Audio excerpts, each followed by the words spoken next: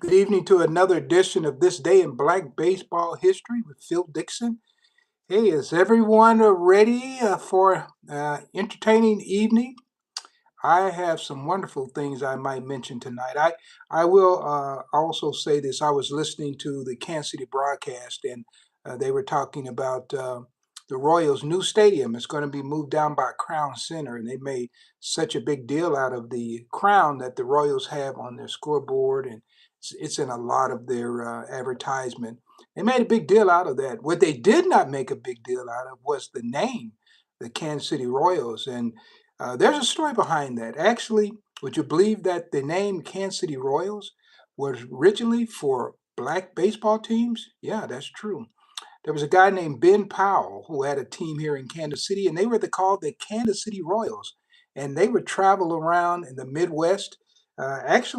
George Giles, who played for the Kansas City Monarchs in 1927, when he came up to try out for the team in 1925, 2025, 26, they thought he needed some more seasoning. So they sent him out with the Kansas City Royals, right? And most people don't know how that name came to be. Now, this is what happened. Back in 68, they had a contest where people could submit names for the new American League team that Ewan Kaufman was starting. So people submitted all kinds of names. And the name that ended up being the team was the Kansas City Royals. And if you want to go back, there were some other names. I used to know what those other names were. I haven't paid much attention to that in a long time. But yeah, the Kansas City Royals became that team. And if you want to dig a little deeper, years ago, I wrote an article for the Kansas City Call. This might have been back in the 80s.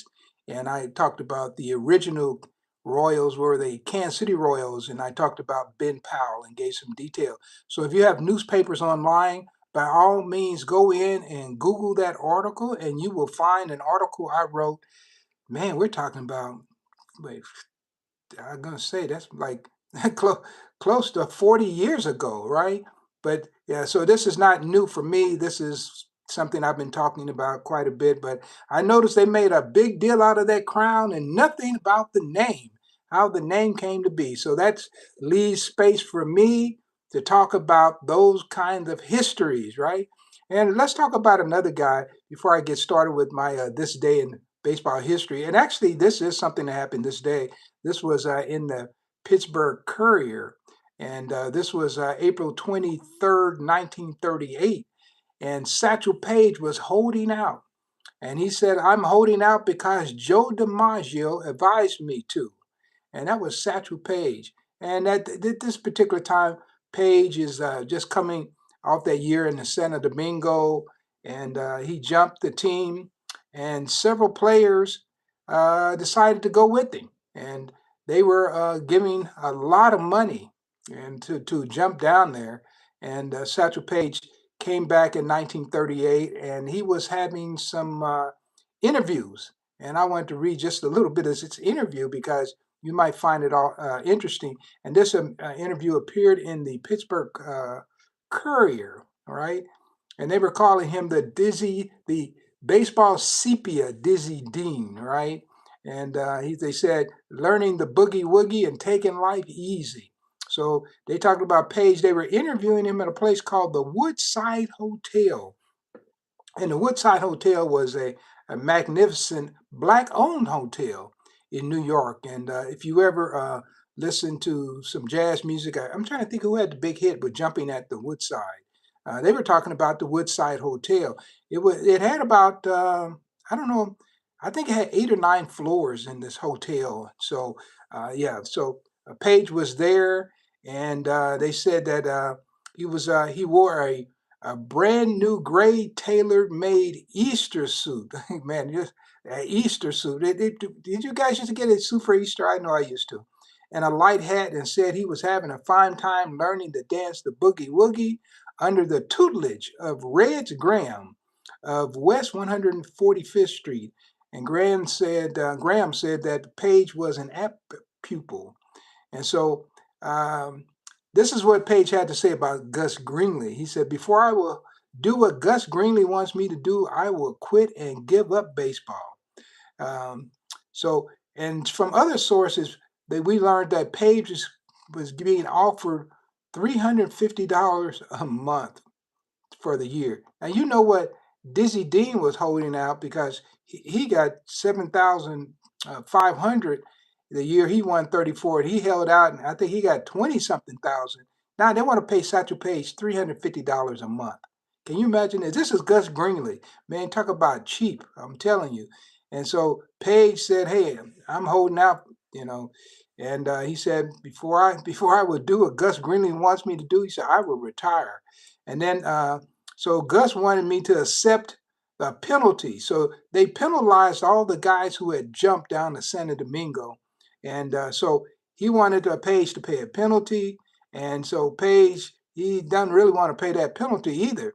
And so he goes on to say that, what would you do? And he asked the reporter, say you're getting a salary of $600 a month and someone comes along and offers you 3 times that amount.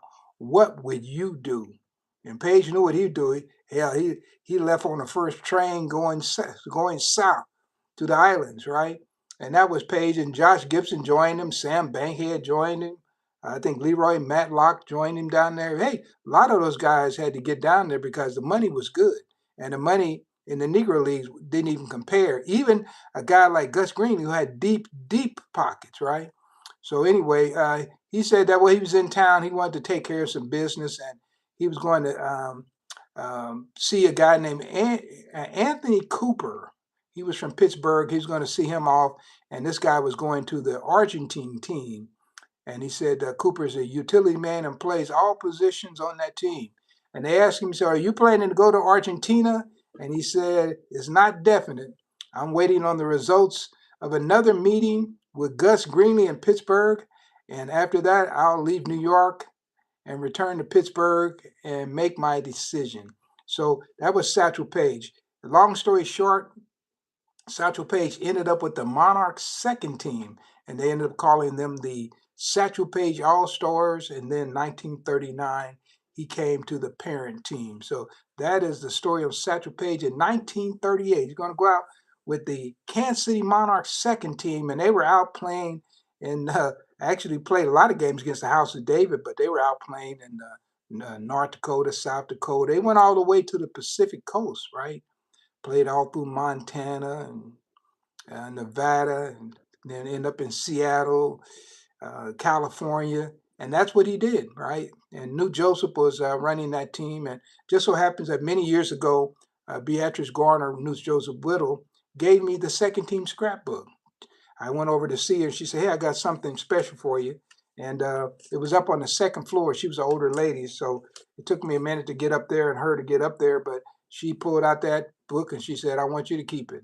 And that's how I ended up with the second team scrapbook. All right.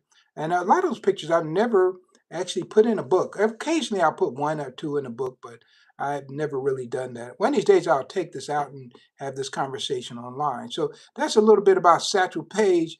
Just trying to navigate through the baseball history. And he says, I'm holding out until I get results, and DiMaggio is still holding out himself.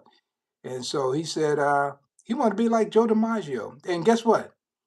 He was a better player than Joe DiMaggio, right? Especially at that particular time. But the money was completely different in the Negro League. So just imagine Satchel Paige, one of the greatest pitchers in the world, and they're trying to pay him $350 a month.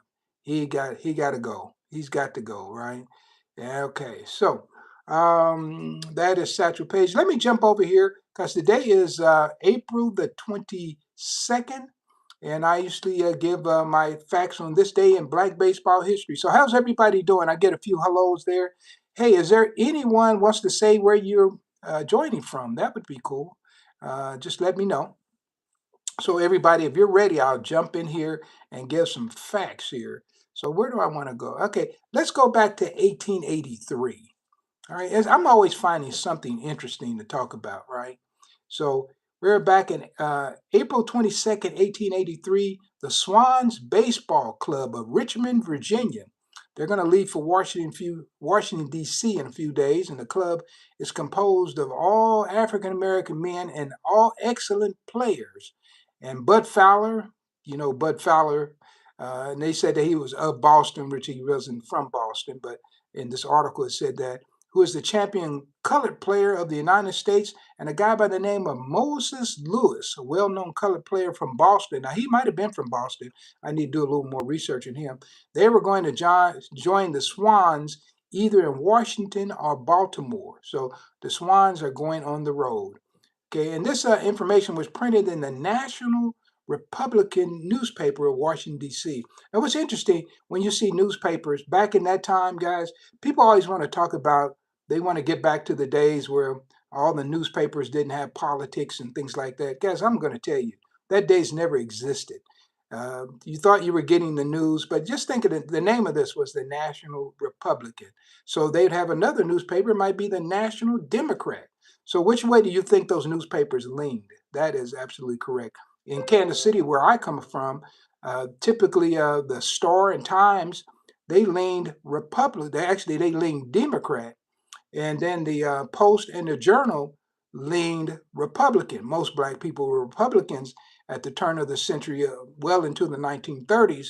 So if you wanted the best news, you didn't go to the Star and Times, who eventually outlasted the Journal and the Post. But the best news, believe me or not, it was in the Journal and the Post, right? Because they were Republican leaning, and most black people leaned Republican, and that's where they're going to spend their money, on that newspaper, not the Star and Times, on a regular basis. So, all right, so they have that, and they're going to Washington, D.C., and they're going to play a team in Washington called the Manhattans. And usually the admission there was 25 cents to get in the ball game, and ladies got in free, guys. Because if you let the ladies in free, wherever the ladies were, that's where the men wanted to be. So that's another way to get men to the ballpark. I guess it doesn't work anymore, but back then it was a big deal.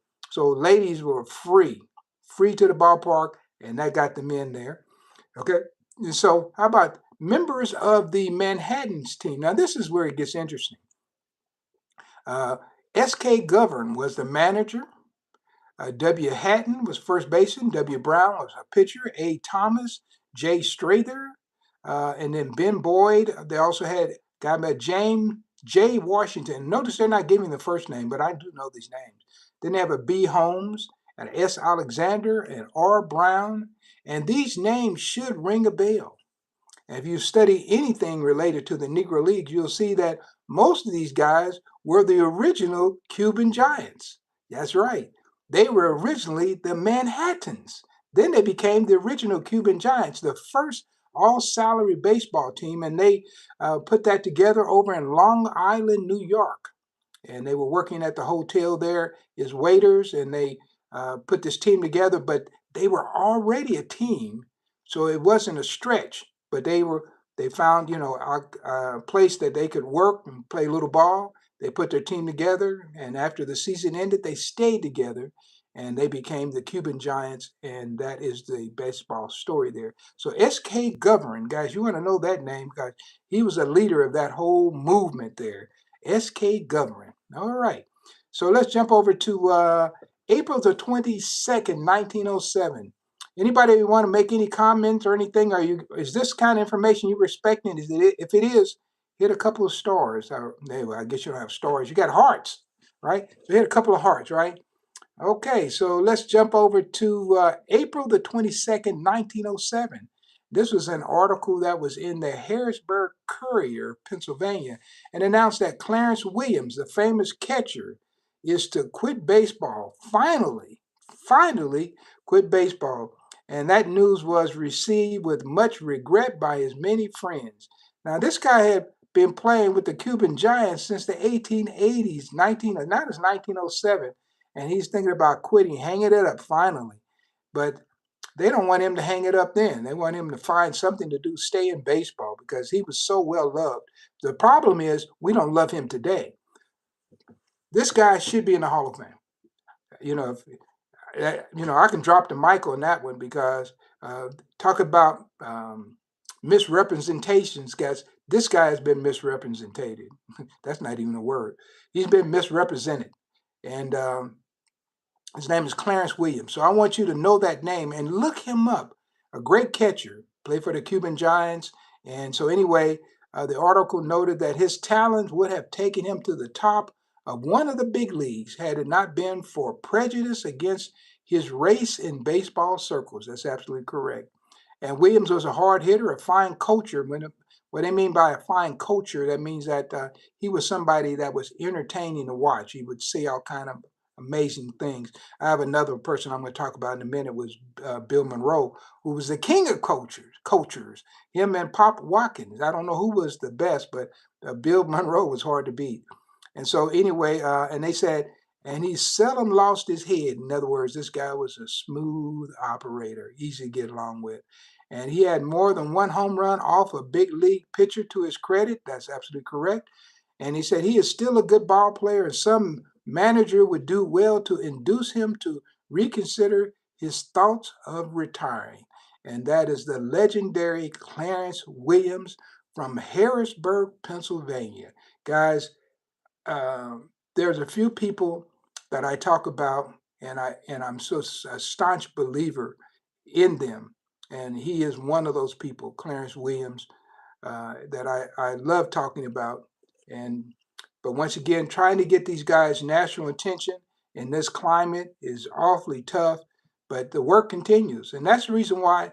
Not only do I talk about it, I write about it. And guys, just in case you've never seen any of my work, I'm going to show you a few books, guys. I'm serious. Here's one of my books, Phyllis Dixon. This is a part of my American Baseball Chronicles series, and there's 3 books in that series. This one's the 1910 Chicago Leland Giants. That's volume 2. Volume 3 right here.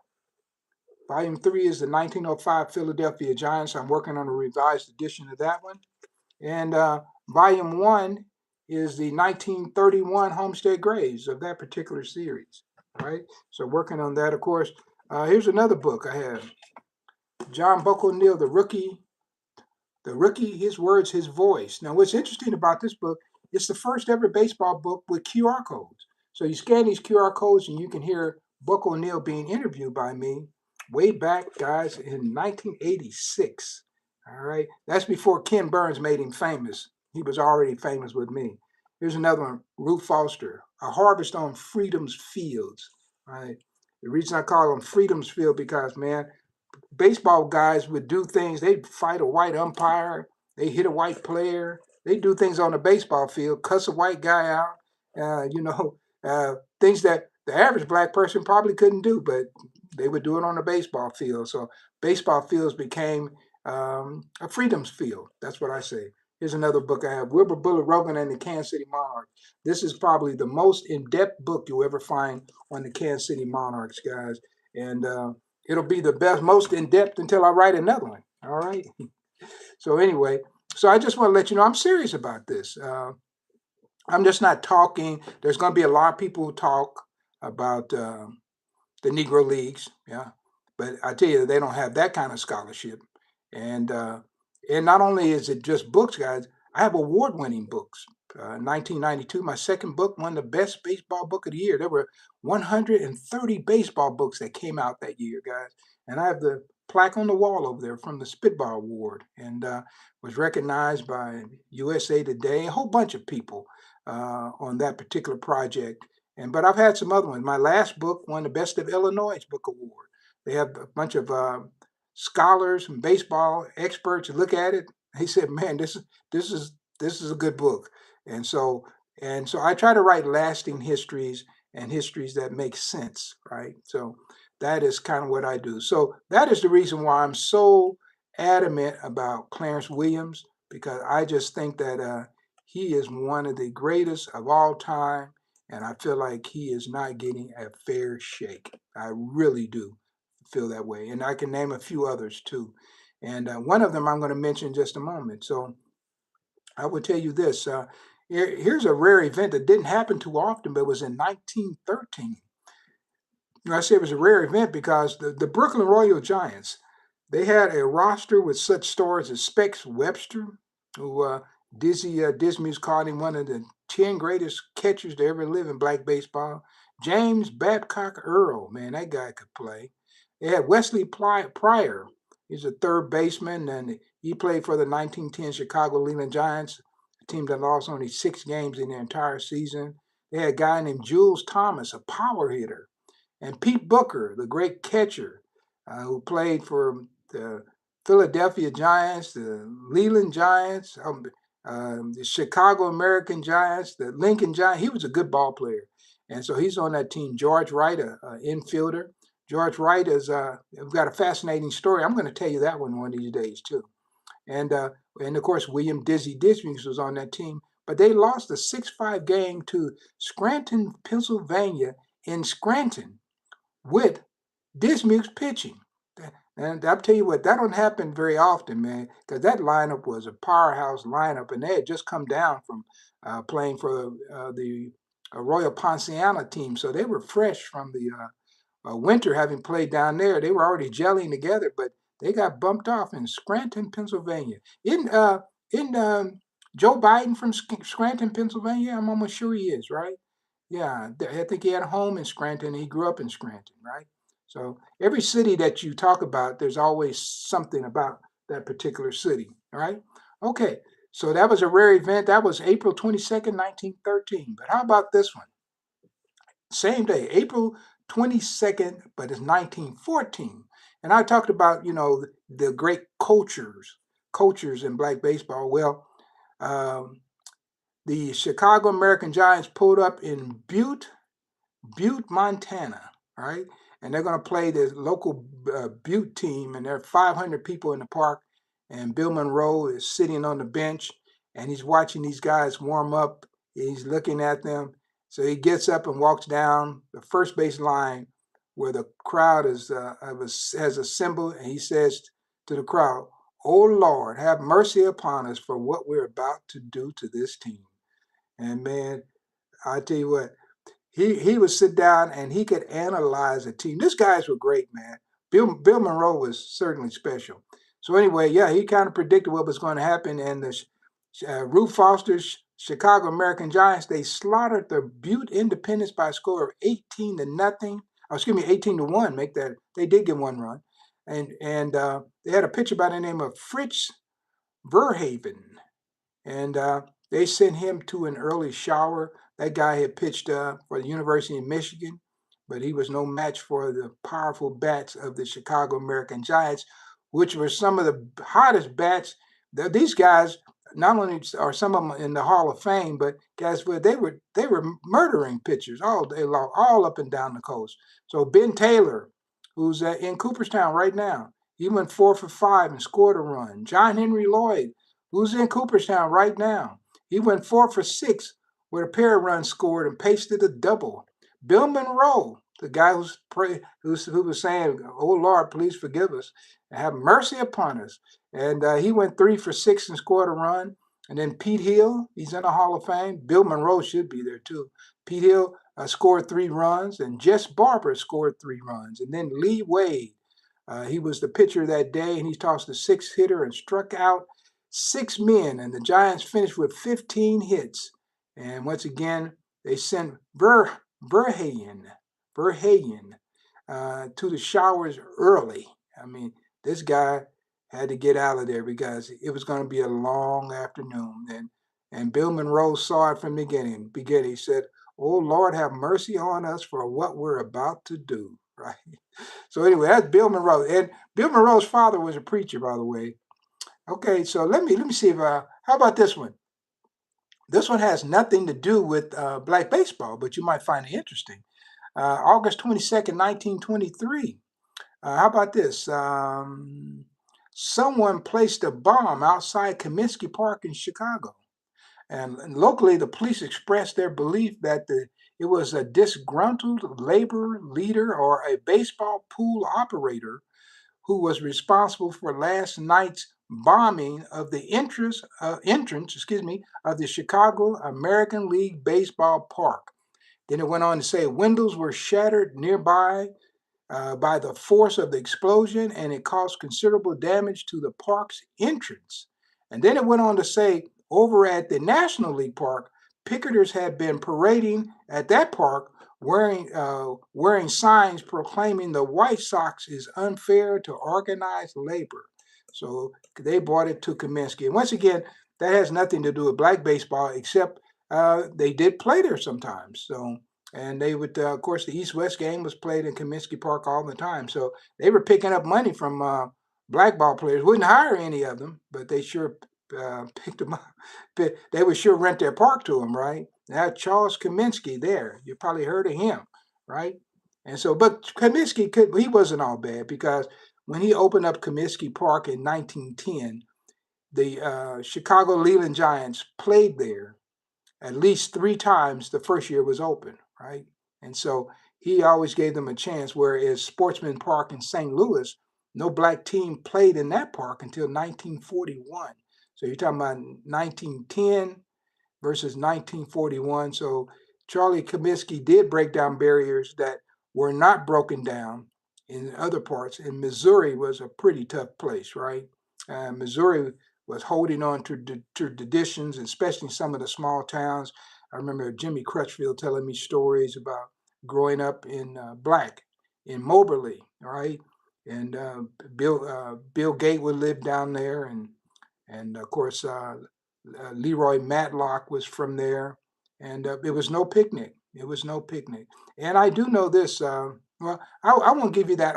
One of these days I'll go really deeply into what I knew about Moberly, Missouri, and you may find that interesting. I've been there and presented there too. So, and now they celebrate these black guys, but back then, man, they wouldn't give you a job other than working in a field or shining shoes at the local barber shop. And Jimmy Crutchfield said, "Hey, I'm going to play winter baseball. I don't want to shine shoes." So yeah, Jimmy Crutchfield was a person who kind of led me into knowing the culture of places like Moberly, Missouri.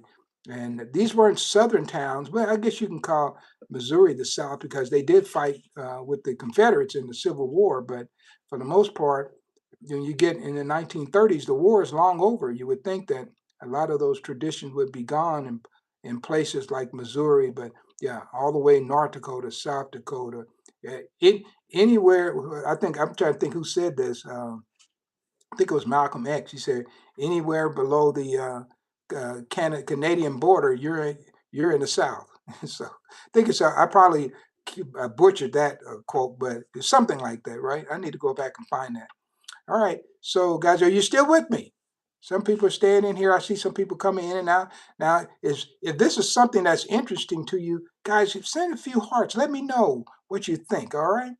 All right. So let's see.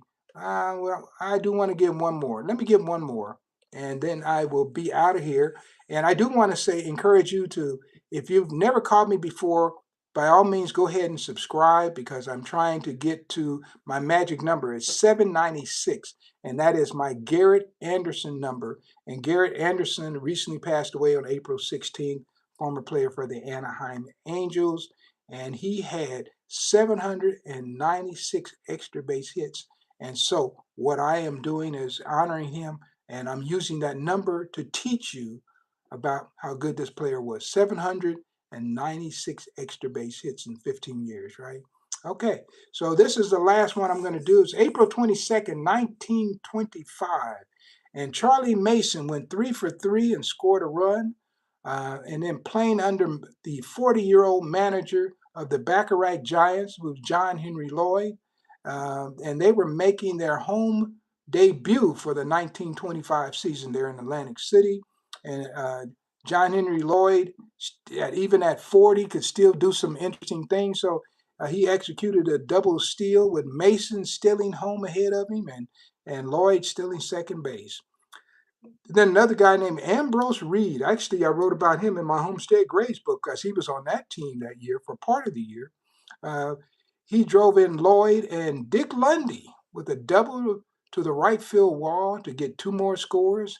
And in the end, the Morris Guard team was defeated by a 5-1 score and to the Bacharach Giants of Atlantic City in the Eastern Color League.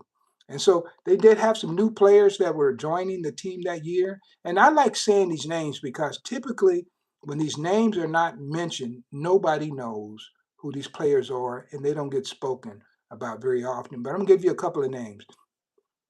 They had a new guy named William Woods. He was playing center field. Then they had a guy named Birdell Young. He was the new left fielder that day.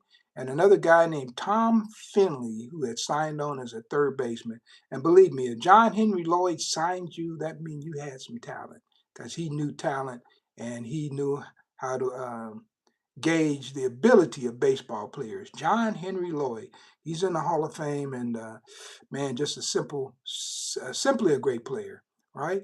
So, guys, that's about it for me tonight. Let's see. Anybody have any questions or anything? Or let's see. If somebody said, "How's it going?" It's going okay. And once again, if you start following me on a regular basis, when you come in, just say what city you're from, because I may have something that night, or I may have some more information related to your area that I would love to talk about, but it might not be on my agenda. It might just be something inside my head, right?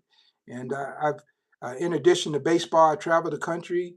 It also is a professional musician. So I'm going to finish this broadcast and I'm going downstairs to practice with my trumpet because I'm hoping to play the national anthem at a few parks this year, right?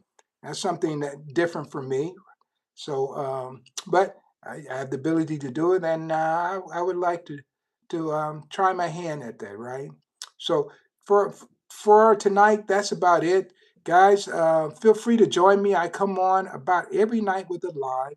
I'm going to do more videos, so you have to catch those. And I'm trying to think. I'm trying to get to 1,000 subscribers, but right now I'm teaching my way to that number. So right now, the magic number is 796. And if you've been listening for a minute, you know that is the career number of extra base hits for a guy named Garrett Anderson, right?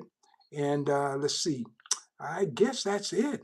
I guess that's it. So be sure and join me tomorrow, and I will be back. If you like what I'm doing here, guys, and you are a baseball fan or you know somebody's a baseball fan, by all means, share this or let them know that here's a place they can come in. Right now, I don't have a bunch of commercials that you have to page through.